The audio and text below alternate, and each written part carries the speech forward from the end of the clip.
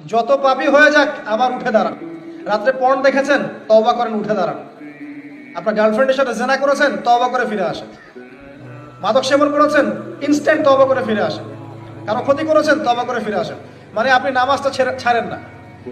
মানুষ আল্লাহর পথে চলতে গেলে সবসময় একই গতিতে চলতে পারে না।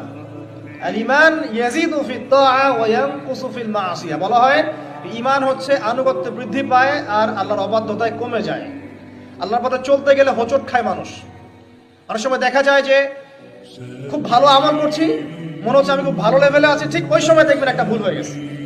এটা হয় না? বা স্লিপ করে না মাঝে মাঝে? ওই সময় আবার উঠে দাঁড়াবেন, আবার তওবা করে ফিরে আসেন, ওযু করে ফিরে আসেন, আবার জায়নামাজে মুসল্লায় দাঁড়ান, সালাত পড়েন। সালাত ছাড়েন না ইনশাআল্লাহ। কারণ নবী সাল্লাল্লাহু আলাইহি ওয়াসাল্লাম বলেছেন, লা তাতরুকান্না সালাহ ইয়া মুআজ, হে মুআজ রাদিয়াল্লাহু আনহু, কখনোই সালাত ছেড়ে দিও না।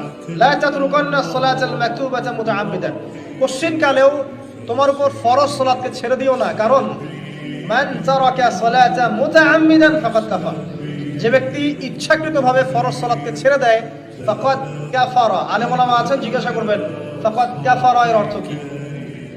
যে ব্যক্তি ইচ্ছাকৃতভাবে ফরজ নামাজকে ছেড়ে দেয়, সে ব্যক্তি যেন কুফরি করলো। বরেণ্য আলেমরা বলেছেন ইসলামের লিস্ট থেকে নাম কাটা পড়ে গেল যতক্ষণ না সে তওবা করে ফিরে আসছে।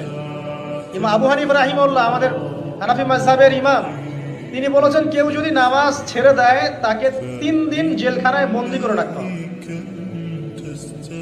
জি, এবং তাকে তওবা করতে বলতে হবে। যদি সে তওবা করে তার শাস্তি মাফ, নামাজ আবার সে শুরু করবে। তওবা না করে তাকে ওইখানেই শাস্তি দণ্ড দিতে হবে। এমনটা বলেছেন কে? আমাদের ইমাম। সবচেয়ে নরম ফতোয়া এটা। আর আরো যারা ইমাম ছিলেন, ইমাম আহমদ বিন হাম্বল রাহিমাহুল্লাহ, ইমাম শাফিঈ, ইমাম মালিক, তারা বলেছেন নামাজ যদি ছেড়ে দেয় এবং নামাজটাকে অস্বীকার করে, নামাজ ইসলামের অংশ বলে মনে করে না, ওকে হত্যা করতে হবে।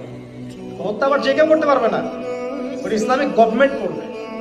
এটাকে ভুল বোঝার কোনো সুযোগ নেই, এটা লস। এটা ইমামদের মত, ইমামদের মতামত ছিল। মানে নামাজের গুরুত্ব বোঝাতে গিয়ে তারা এত কঠিন শব্দ ব্যবহার করেছে।